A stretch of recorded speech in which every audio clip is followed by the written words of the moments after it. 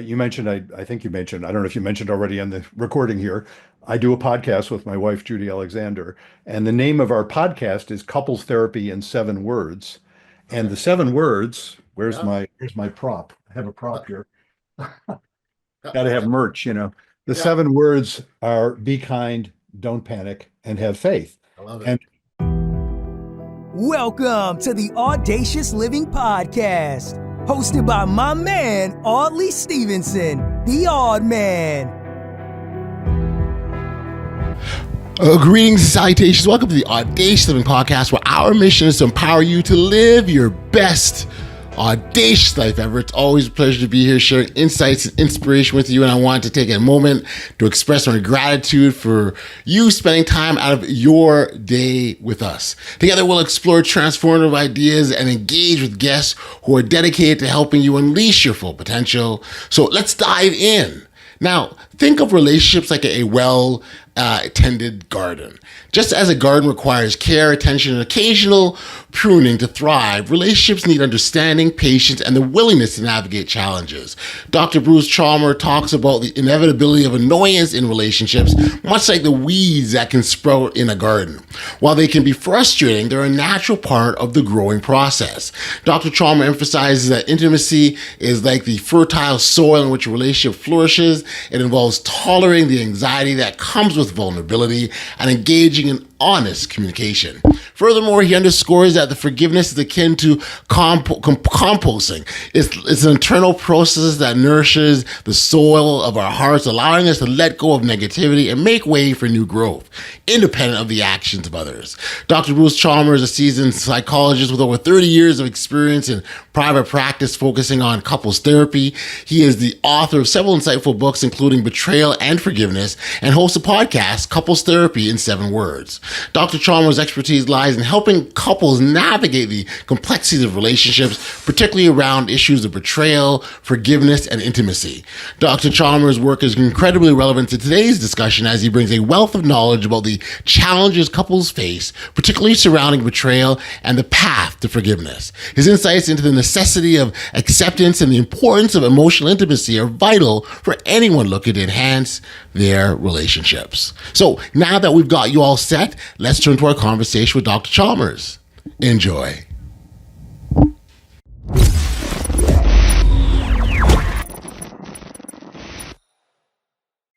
Hey, Bruce, thank you for joining me here today on the Audacious Living Podcast. I appreciate you for making the time to be here.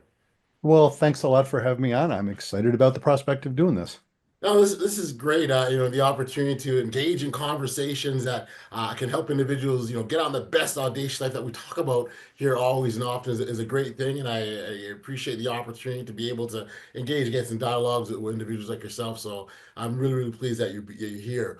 You are a relationship expert, if you will. You specialize in helping couples have sort of meaningful and lasting and loving relationships. And you spend a lot of time. You by profession, you're a psychologist, but Mhm. you really focus on the art of relationships, if you will. And I think everyone across everyone listening will probably understand the significance of understanding relationships and understand how to make them work.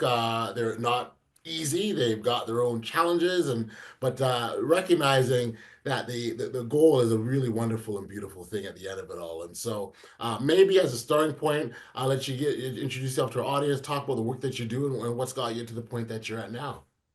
Well, yeah, as you mentioned, I'm a psychologist. I've been in private practice for over 30 years now, and have the last, 10, 15 years, 10 years anyway, I've focused more and more on couples mostly because I really enjoy it. And also it feels like a calling. It's not just a job, There's something about it that feels like in helping couples heal, I'm helping the world heal, and it just feels like a really important thing to do. And when I say helping couples heal, let me note that doesn't always mean staying together. Sometimes the way a couple heals is by realizing they need to split up, and that, I have a bias. I mean, my bias is toward helping people stay together because it just Sure. feels better. But when often the couple and I will all consider it a success, even if they broke up. So it isn't just about staying together, but that idea that healing couples is really part of healing the whole world. It's interesting. I have a newsletter, and I'm just switching over to Substack now, actually.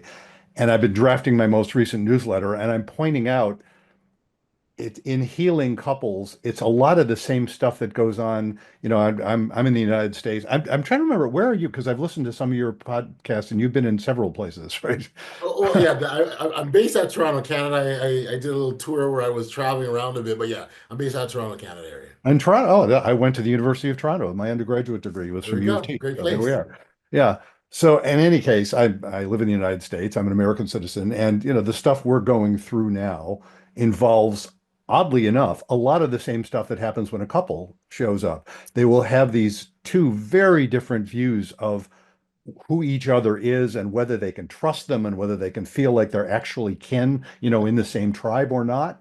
Right. And getting people to that place where they can recognize, oh, this other person is just another person like me, with it maybe with a different frame of reference, with different experiences, maybe coming up with different conclusions, but they're not crazy, evil, or stupid. They're just having some differences.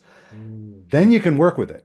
It's when people will write each other off as, oh, you Yes. you must be crazy or evil or stupid to be thinking that then they can't hear each other. And then there's not much possibility of joining together. And I'll conclude this little introduction by noting, you mentioned, I think you mentioned, I don't know if you mentioned already on the recording here, I do a podcast with my wife, Judy Alexander, and the name of our podcast is Couples Therapy in 7 Words.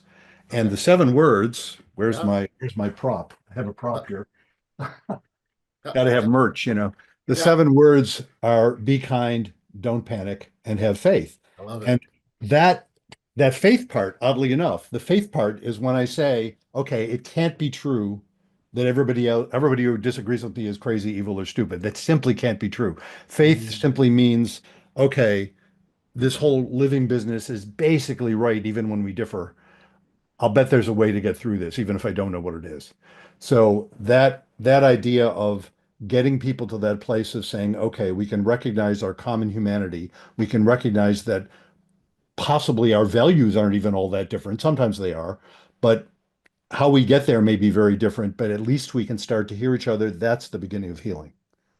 So that's Be how I. kind, don't panic, and have faith. I think that you can apply those 7 words to a whole sorts of things in life, and it is very, very applicable. I'd love to know from your perspective and through the work that you've done and the couples you've worked with, uh, are there sorts of common things that you're seeing that that are contributing to why relationships are challenging? Yeah. If I look at the folks I've worked with for the last 30 years, which must be in the thousands now of couples, I imagine. I haven't really counted.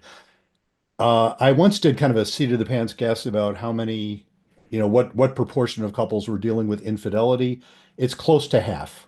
Okay. So that is an enormous symptom, I suppose you could say. It's cause symptom, depending on how you look at it, Yep. Yep. of couples having difficulty. And it's also fascinating, when somebody is dealing with that, or betrayal more generally. And the most recent book I wrote is all about that. It's called Betrayal and Forgiveness. Mhm. When couples are dealing with that kind of betrayal, what it often brings forth is a lot of assumptions they were making that they didn't realize they were making, a lot of things that they haven't been, a lot of stuff that is built up over the years that they actually haven't been able to address. The couples that manage to get through that Yeah. manage to heal, again, together or separate, but I'm thinking especially when they stay together, are the ones who can recognize, wow, this was awful, but there was something important about it. There was something meaningful about it. We better be able to look at it without freaking out. Right. And those couples are the ones who can do okay. And the couples who come in and they're just saying, we just want to go back to how it was before. That was a terrible thing. I'll never do it again. Yeah, it was a terrible thing and they shouldn't do it again, but that they're probably not going to get very far until they recognize, you probably weren't crazy when you did that, and you're probably not fundamentally evil. So there's probably something important going on. Yeah. Yes, you shouldn't have done it. Yes, usually Yep. the Yep. Yep. We all morality agree is with that. clear. Yeah. Yeah. It's not like we're disagreeing about, oh no, it's just fine to cheat on your partner. But even people who cheat are usually not just horrible. Usually it's that, okay, something happened and they made some choices and they must have been meaningful, even if they're painful. So you better look at that. And it's that willingness to look at that. I think that's where also is a difference maker. Because that certainly involves a high level of work for sure to be able to get to the bottom because you're uncovering, you're digging, you might be exposing things that you're not comfortable with within the context of the relationship. So there is a fair amount of work. So I would say the willingness is a big part of this too, to do that work. Exactly. That's precisely it. And you know that seven-word formula, the don't panic part, is exactly what that's about. If you can look at it without panicking, without shutting down or having to run away or, or argue about it or something, that's what lets people do it. And that's what I mean by have faith. Faith is sort of broad. I use a very broad definition of faith. I just mean that sense that reality is somehow right, even when it's painful. That faith is what lets you not panic. And not panicking is what gives you that willingness to do the work. But that's where it hinges. It's that ability to do the work. Then you can be kind, and kind, I just mean recognize kinship. You can say, okay, well, even though this person hurt me, or even though I hurt this person, there's a commonality here which we can find, but we have to not panic to get there. Got you. The topic of betrayal and forgiveness is certainly a fascinating one because you'll have some individuals, and then maybe this is just a function that we're all different, right? And we're human, we're all the exact same.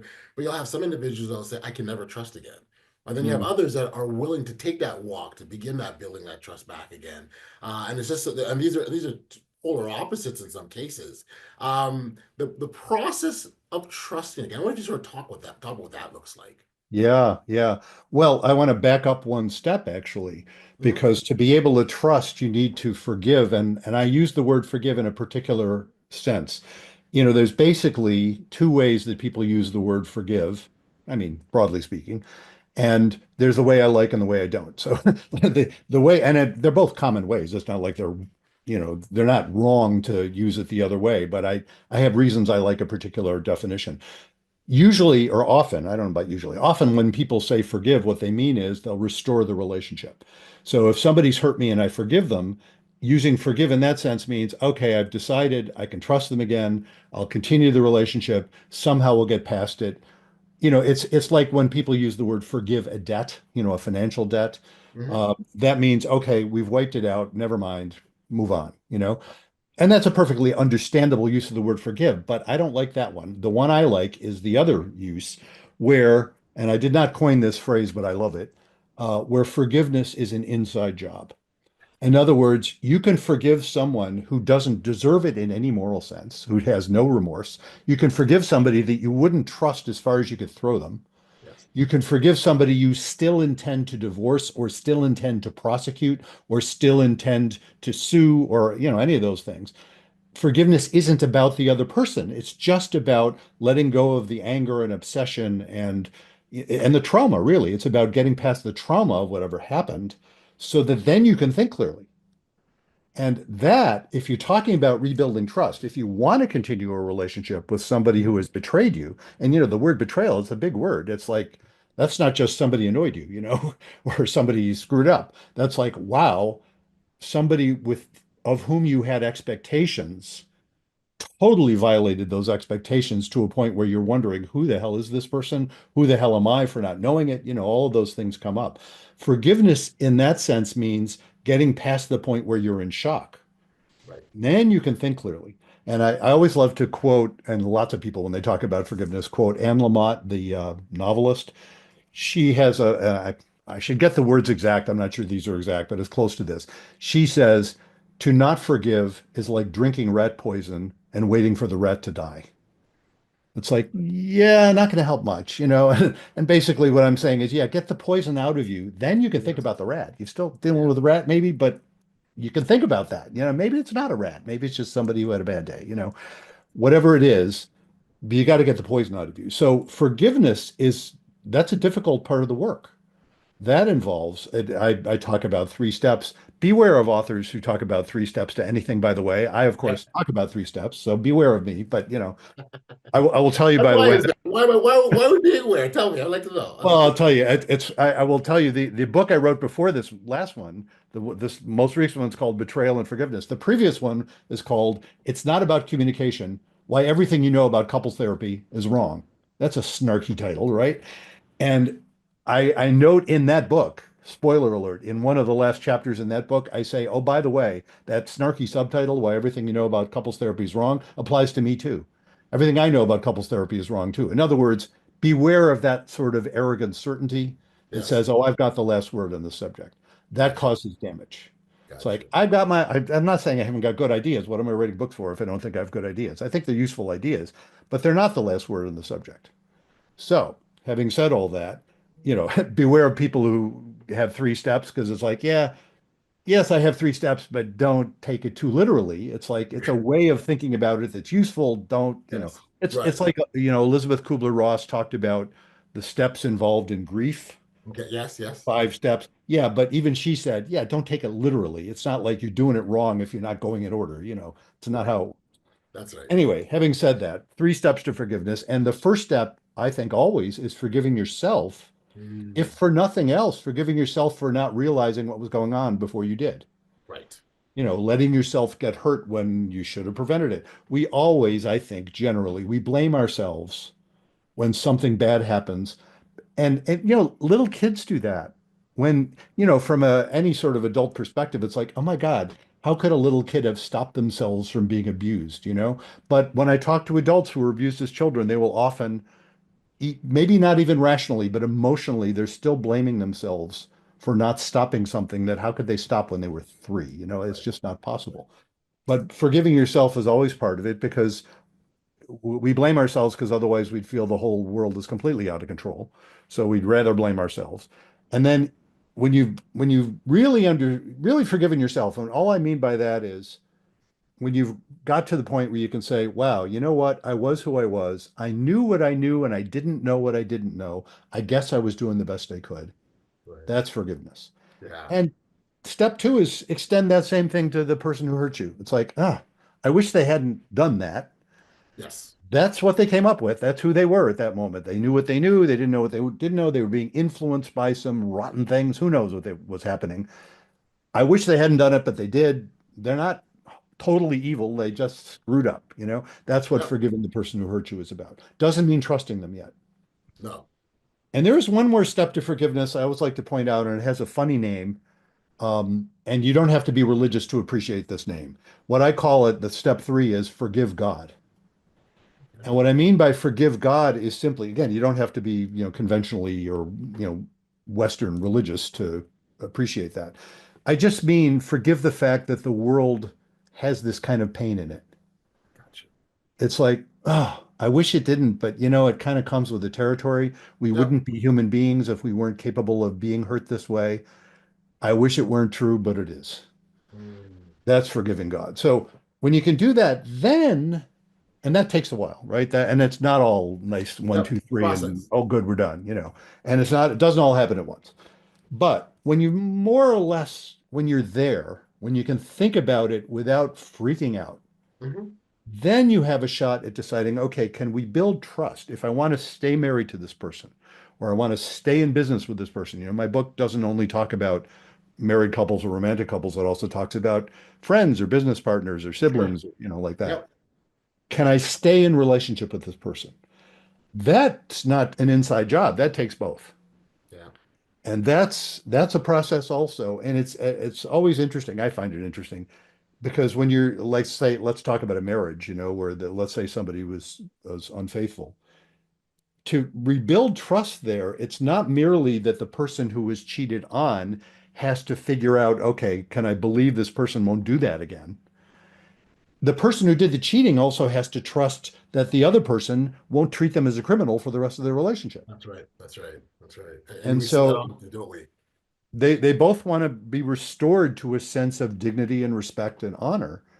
And that takes some work, which I guess I would use the term spiritual. It's like, yeah, can you wrap your brain around that good people can screw up royally and be redeemed? And that's a lot of the work. Off the top, you sort of drew the correlation to sort of with politics, right, and how that's similar to Mm. relationships. And the one thing that's always stood out with me in the sort of political landscape or realm is sort of vilifying of one another, and this person is bad and this person is terrible, and I find it very interesting when you correlate that to relationships, and there's that vilification going back and forth. It's moving further away from what they're supposed to be, love, happiness, fulfillment, peace. And so it sort of thought came to me afterwards, because it really is, I think it's really fascinating, because I think that the example you gave is a beautiful one, because the correlation is so bang on. Yeah. I want to put in a plug for an organization called Braver Angels. I don't know if Okay. you've heard of it in Canada. I'm not sure they have a presence in Canada, but they were founded in 2016, right around the time that Trump was running. I'm not sure he'd been elected yet. Mhm. And it's all about getting people across the spectrum to actually hear each other and actually be able to have conversations. And Mhm. I really respect what they do because it's so not, they're not shying away from the fact that there are genuine differences, but they're making it possible to view each side to view the other as people. And then they have a shot at actually exchanging ideas rather than just screaming ideologies at each other. And one of the things that one of the founders of Braver Angels is a couples therapist, Bill Doherty, Okay. and he's done some really, really neat work, I think, involved in that. So I just want to put in a plug for them. No, I think the point around just seeing people as people, and seeing, remember, there's a human side to this person that you're vilifying. I think if you more of us did that first, and started that as our starting point, then maybe some of the toxicity that comes out of it, or the whatever, the blame, or all the things that are negative, don't happen to the same degree, Yeah. and we're able to have forgiveness. It's kind of like. I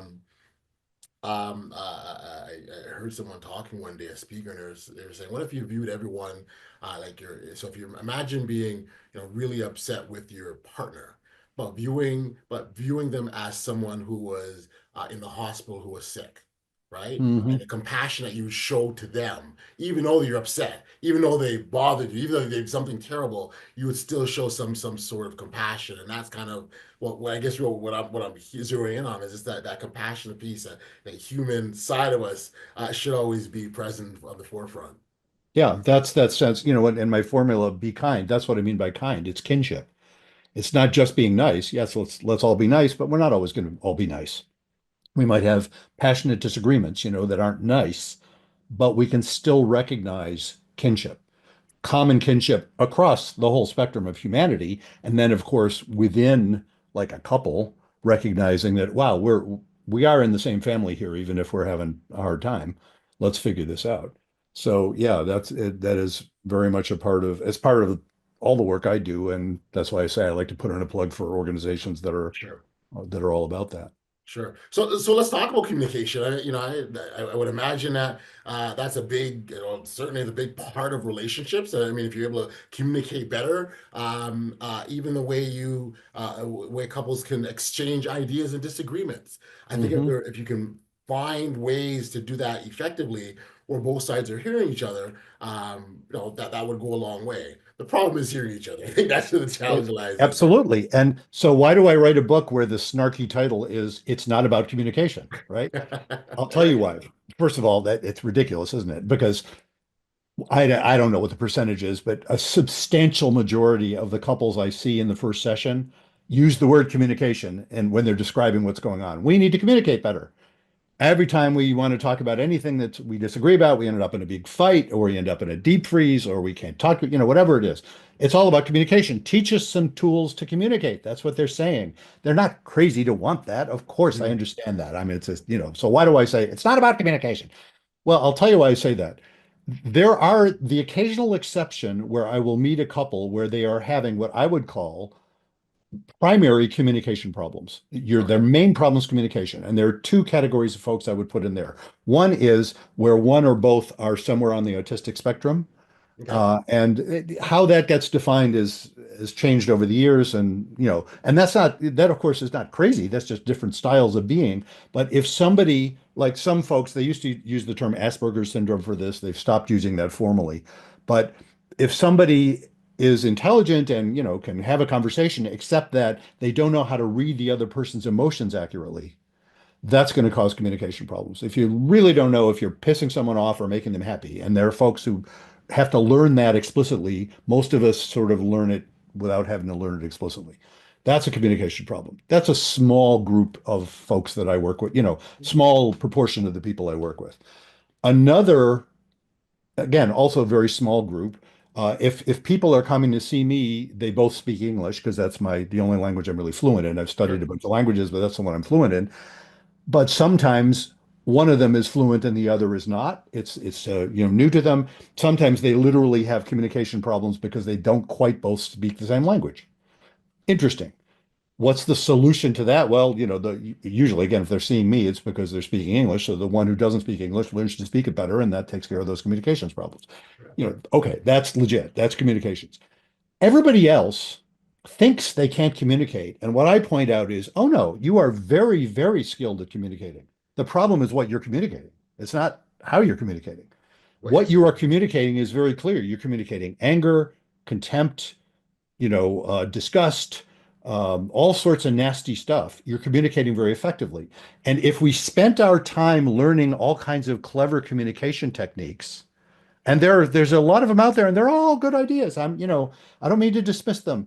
Perhaps you've heard of, active listening and I statements and nonviolent communication. There's a whole thing, It's great stuff. I'm not saying it's bad stuff. Those are good ideas.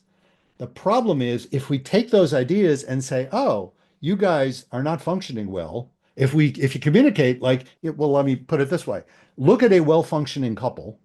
The sort of couple that doesn't make appointments to see me, by the way, right? What do they need me for? They're a well-functioning couple. Every once in a while, I'll get one because they're talking about something else. It's like, no, we're fine, but we're trying to figure out how to deal with our in-laws. Or we're fine, but we're trying to, something to do with our kid or something. Cool, But most of the couples are seeing me or they're not fine, Right. They're not communicating well. But if you look at a couple that is communicating, that is functioning well, they're probably following those rules pretty well. If you look and see how they're communicating, they're probably, well, certainly not insulting each other. They're probably following mostly what nonviolent communication or active listening or all that stuff is about. They're making sure they understand each other. They're not insulting each other. They're saying what they want, in respectful ways. That's what a well-functioning couple does. So if you teach people to communicate the way a well-functioning couple does, that'll make them well-functioning, right? Wrong. That's the fallacy. If I grunt like Rafael Nadal, it's not going to make me a better tennis player. Right. Even though his grunting probably is in some sense related to his being an incredible tennis player. Mm-hmm. But That's for him. For him, if I Right. did it, it will not make me a better tennis player. I can guarantee you that, So that's the fallacy. And so people wanting to go to couples therapy to learn communication skills, there's no end of people and no end of books that will teach them how to have certain kinds of communication, of conversations. And the problem is when you're freaking out, you won't be able to follow the rules. You'll be too freaked out. The part of your brain that can follow them won't be functioning. And when you're not freaking out, the rules are ridiculous. Do you really want to be having a conversation with somebody that you're feeling fine about here's what I understood you to say when you asked me to pass the salt, I'd say, you're looking for me to convey the salt to you. Do I understand that correctly? Yes, that's what I want. Just pass me the damn salt, It or I that's a silly example, but even sillier, it's like, okay, you're in the middle of making love with your spouse. Mm-hmm. And you want to be able to have those kind of conversations. Well, what I understand you to be saying is that you want me to touch you this way. Seriously? That's not how it works. Right. So, that's what I mean by saying it's not about communication. What you need to actually be is well functioning, and then you'll communicate that way.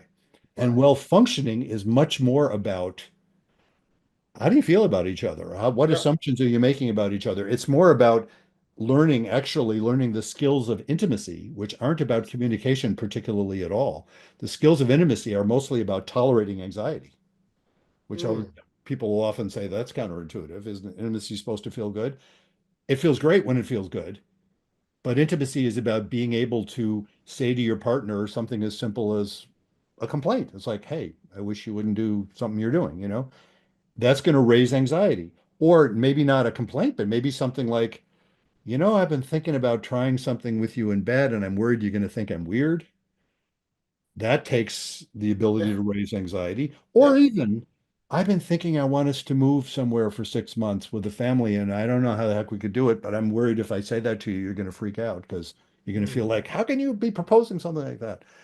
To be willing to rock the boat that way, to sort of Gotcha. threaten stability, that requires that you tolerate anxiety. And if you don't do that, couples that don't do that, they lack intimacy, and then that becomes destabilizing because couples need intimacy as much as they need stability. Tolerating anxiety, I've never heard it described that way when we're referencing intimacy, and I think that's an important distinction, because yeah, as you're explaining it, I can see, yeah, that totally does make sense. And I mean, oftentimes intimacy is related is just connected to, having sex or being in the bedroom, but Mhm. it's much deeper than that. It's more just in a physical thing. It's in an emotional and I was gonna say psychological level, I'd say. Oh, absolutely. And indeed, even just plain old having sex, I used an example of that because to be able to even do that in a way that doesn't end up being either boring or frustrating, to intimacy feels very alive. And if you stifle that by being afraid to say what you might like or feel or, express a fantasy or whatever, then it becomes, rather than it becomes a source of life, it starts to feel deadening. And couples respond to that. Usually, I mean, my favorite metaphor about stability and intimacy is if you have a plant and you plant it in soil, a seed in soil, and it germinates and sprouts and starts to grow, somebody comes along and paves a sidewalk over it.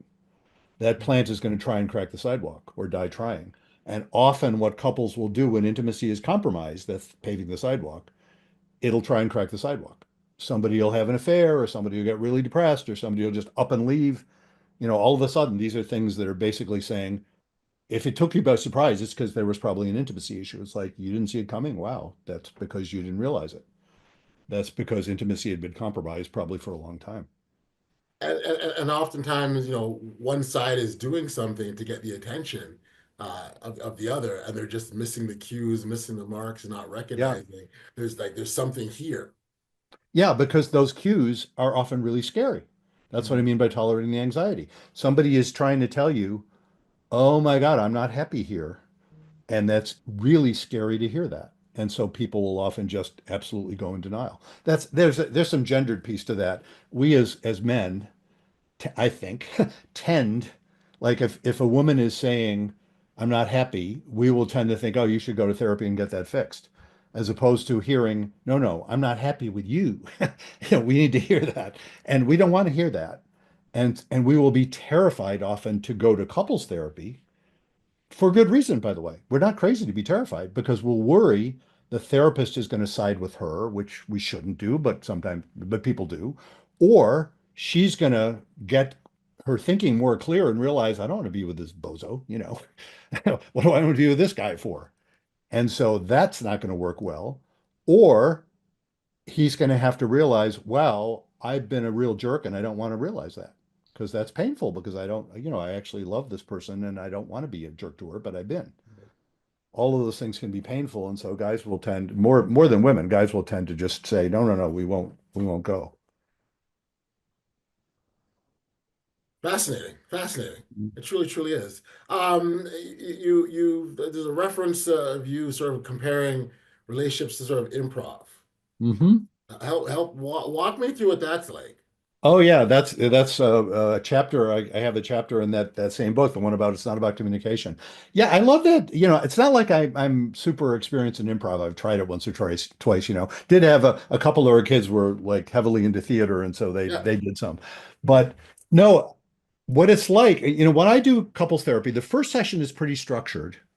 I do that a little spiel about stability and intimacy, like I was just giving you. I talk to couples about that. Often people say, "Oh, that's an interesting way of thinking about it. That's why I keep doing it." It seems to open up the possibilities. After that, it's improv. Now, what do I mean by improv? Well, the chief rule of improv is yes and. Mhm. It's not yes, but it's certainly not no. Now, what does that mean in improv? It means if somebody does some weird thing, and of course, improv is often supposed to be funny, right? And you don't do, it's funny, we had somebody on our podcast, we've had a couple of people on our podcast talking about improv, that you don't do improv by trying to be funny. You do improv by just being alive and whatever happens, happens. The yes and part is one of your acting partners comes up with some ridiculous premise. You never say, no, no, we're not going there, we're going here. You say, yep, and then you add something to it. You go with it and then add something to it. Well, when couples come to see me at first, they are typically not in yes and mode. They're in no damn it mode. Mhm. They're hearing from the other person is no damn it. They're not going there.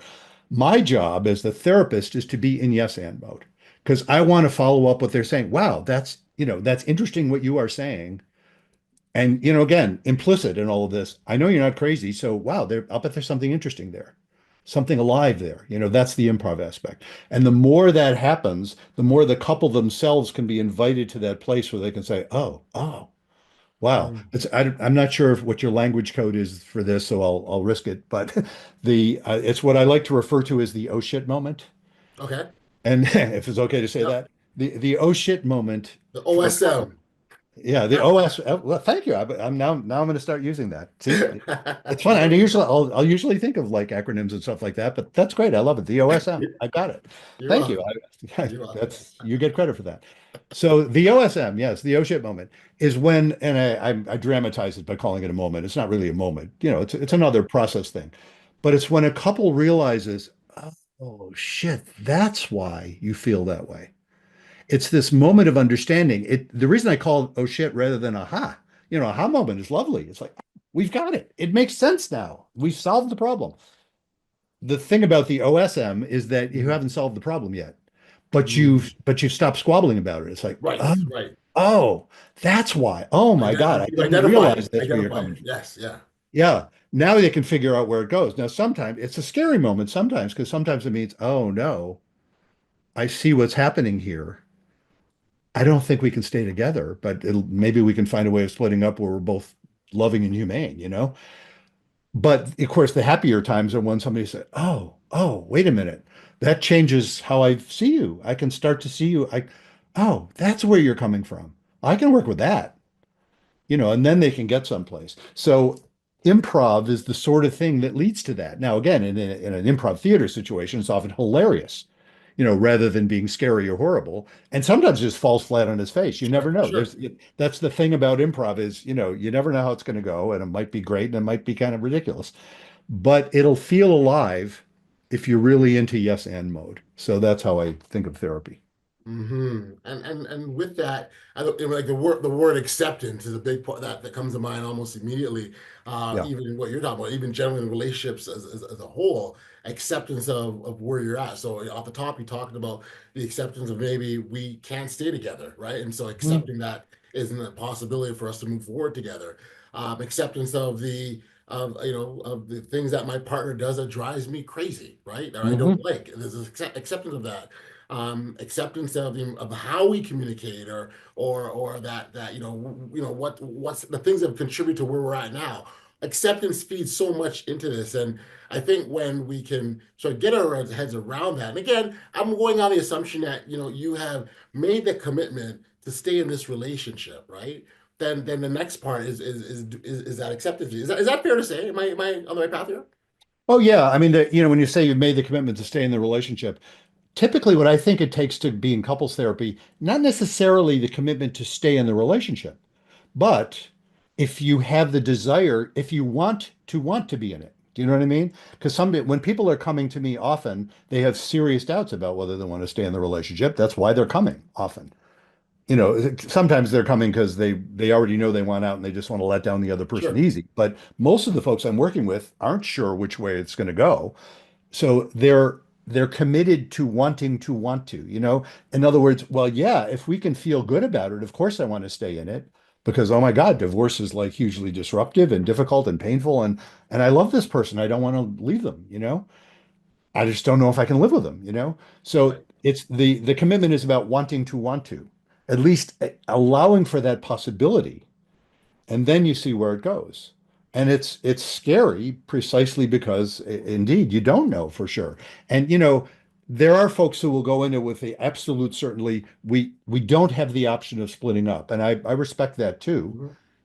That is often really difficult though, because if they feel like they wouldn't survive splitting up, that often their panic level is that much higher. It's often uh, ironically, it's often more difficult to repair the relationship then because they're in such a panic about the prospect. When people realize, it would suck to split up, but we'd survive, we'd figure it out.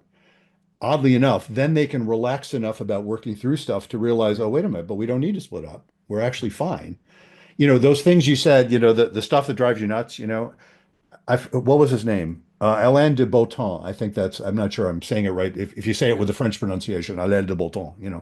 he's a guy who wrote a book a few years ago, and I didn't read the book, but there was an article about the book that he wrote I think it was in the New York Times, called Why You Will Marry the Wrong Person. And he's not cynical. He's not saying, oh, this marriage thing is ridiculous. No, he's just saying, whoever you marry, you are selecting a particular set of what I call annoyances. You're bound to have annoyances. Yeah. When they are simply annoyances, you can just laugh them off. You can just say, well, that's who you are. I'm not going to bother being upset about the fact that you're always fill in the blank, too clean, too dirty, always late, always early, whatever. It's like, there's probably some genetics involved. Who the hell Yeah. knows? Yeah. I'm just not going to fight with that anymore. It's just, couples that do well. Well, that was the John Gottman's work. He's a guy who studied couples for decades. He's still around, John Gottman. Okay. And one of the many conclusions he came up with by studying couples longitudinally, like he brought in newlyweds and studied some of the same couples for over 20 years, followed them, brought them in every few years. And what he found was the couples that did well, Hmm. the problems they reported in their newlywed session, two-thirds of them were still present 20 years later. So he's just saying, most of this, a lot of that stuff is just kind of personality stuff that's pretty stable. It's not going to change much. Couples that do well, just laugh it off. They're okay. Or they maybe I don't mean to trivialize it. It's like, yeah, I can live with that because everything else is great. But that's true of anybody. You're gonna have. I mean, we did a podcast. It's almost a couple of years ago. I just happened to be looking it up, where I claimed a bit arrogantly, I claimed to have the skill that solves all relationship problems. All relationship problems, not too arrogant, right? The skill that solves all relationship problems is simply the ability to be moderately annoyed Gotcha. rather than freaking out. It's like, yeah, you're annoying, but I love you anyway. Whatever. I'm annoying. God knows. And of course, in my own marriage, I'm the annoying one. I know I'm the annoying one. I'm so appreciative of my wife being so gracious about me being the annoying one. She's not annoying. Yeah. I'm Yeah. annoying. Yeah. She's really great about it. That's why we get along. You know, That's it. That's among it. other things, that's why we get along.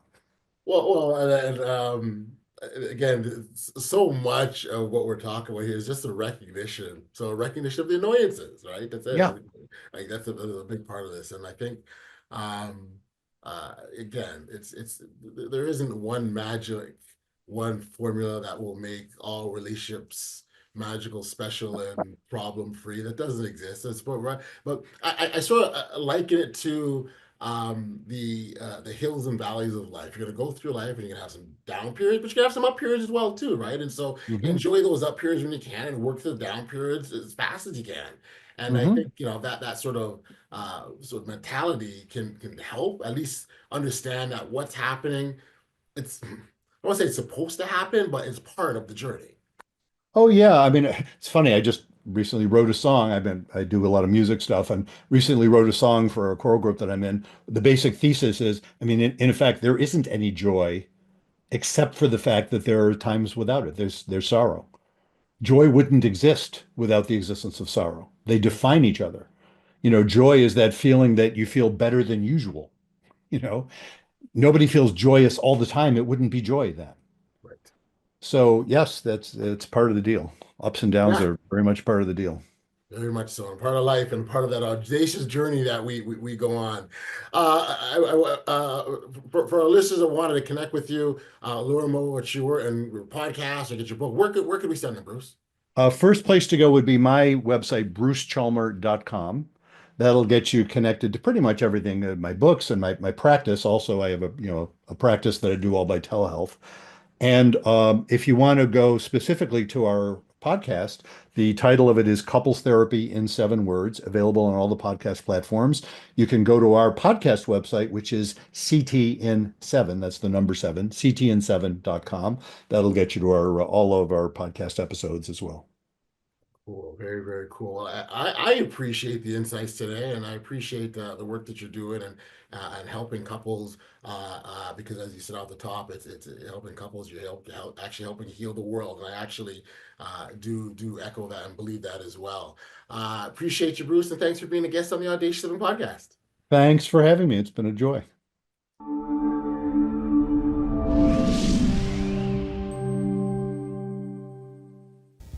Back, we are here on the podcast, in my chat with Dr. Chalmers. One of the key takeaways was the idea that forgiveness is fundamentally an internal journey. I found it fascinating how he framed forgiveness as an inside job, one that doesn't depend on the other person's actions or even the remorse. This perspective is liberating because it really places the power of healing in our own hands. And Dr. Chalmer also pointed out that intimacy involves tolerating anxiety and communicating effectively, which is essential for any relationship to thrive if you think about it. I personally loved how he encouraged a lighthearted view on the inevitable annoyances in relationships. By accepting these quirks, we can focus on the love and connection that truly matter. If you resonate with Dr. Chalmers' insights, I encourage you to connect with him directly. You can find his contact details and more about his work in the show notes below. Don't miss a chance to dive in deeper into his teachings and explore the resources that he offers. And of course, I mentioned his book. It is Betrayal and Forgiveness. That's the latest book. It's available right now, as well as his podcast, Couples Therapy in 7 Words, where he shares invaluable insights for couples looking to strengthen their relationships. And it really is an insightful listen. I'd encourage our subscribers to the podcast to check it out. I want to take this opportunity to thank you for tuning into another edition of the Audacious Living Podcast. I hope you found this conversation with Mr. Chalmers inspiring as well as enlightening. If you did enjoy the episode, please take a moment to like, follow, subscribe, and share with family and friends if you haven't already done so. Of course, that's what helps make this podcast grow. Your support definitely means the world to us, and together we can continue to spread the message of living audaciously. Until next time, stay safe, be kind, show love to one another, and be audacious. You've been listening to the Audacious Living Podcast, hosted by Audley Stephenson. If you enjoyed what you heard, be sure to like, subscribe, and share. Until next time, be audacious.